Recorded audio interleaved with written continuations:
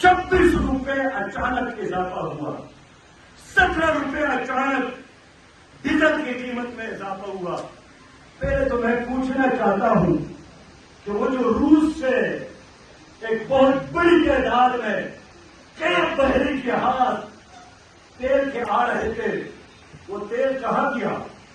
اس پہ تو وزیر اعظم نے قوم کو خوشخبری دی، لیکن ابھی ہم بجلی کو رو رہے تھے، پیٹرول کی قیمت میں اضافہ، ڈیزل کی قیمتوں میں اضافہ، اور اب پروگرام تیار ہے کہ 45% گیس کی قیمت میں اضافہ کرنا چاہتے ہیں، 45% اضافہ کرنا چاہتے ہیں۔ چلے گا آٹا ملنا، چاول، چینی، دوائی، چائے، کپڑے، خوراک کی ہر چیز، استعمال کی ہر چیز، آخر کیوں یہ ظلم ہو رہا ہے پاکستان کے عوام کے ساتھ؟ اس لیے کہ پاکستان کی حکومت عوام کی نہیں ہے، یہ IMF کے ایجنٹ ہے۔ آج کی حکومت ہو یا کل کی حکومت ہو، اور نگران حکومت بھی پی ڈی ایم کی حکومت اور PTI کی حکومت ایک تسلسل ہے، اس لیے کہ ہر حکومت آتی ہے تو پرانی پالیسیوں کو نافذ کرنے کی کوشش کرتی ہے۔ اگر راستہ کیا ہے، ایک ہی راستہ ہے کہ قوم جدوجہد کے لیے تیار ہو، ان کو پہچانے، جن چہروں نے، جن شخصیات نے، جن حکومتوں نے، جن IMF کے ایجنٹوں نے اس قوم کو دوبارہ IMF کا غلام بنایا۔ جماعت اسلامی نے جدوجہد کا اعلان کیا ہے، 2 ستمبر کو پورے ملک کے سطح پر ہم نے ہڑتال کی، شکریہ کہ ساری قوم نے لبیک کہا۔ 18 ستمبر یعنی کل ہم 19 ستمبر کو ہم دھرنا دے رہے ہیں لاہور میں، 24 کو کوئٹہ میں، اور 6 اکتوبر کو کراچی میں۔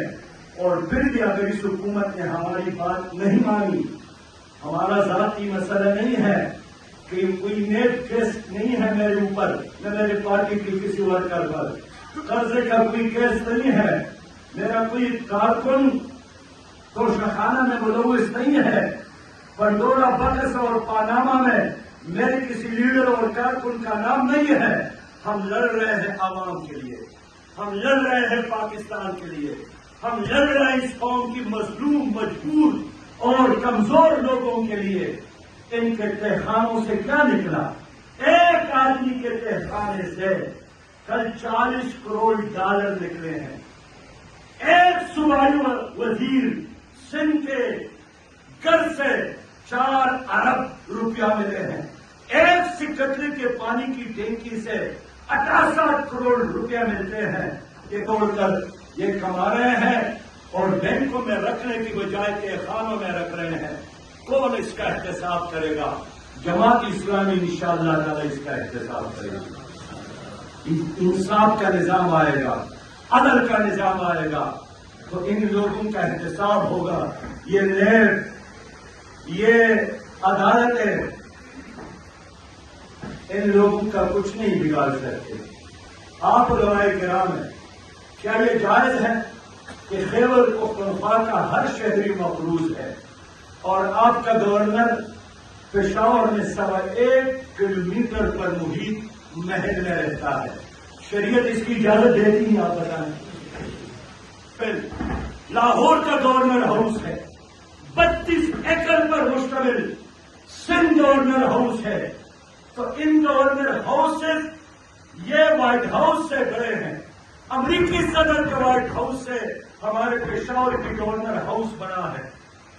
ان لوگوں کو شرم بھی نہیں آتی ہے کہ قرض کے پیسے لے کر اس پر پیش کرتے ہیں۔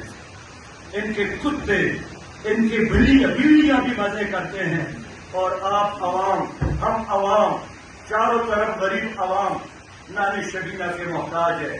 بس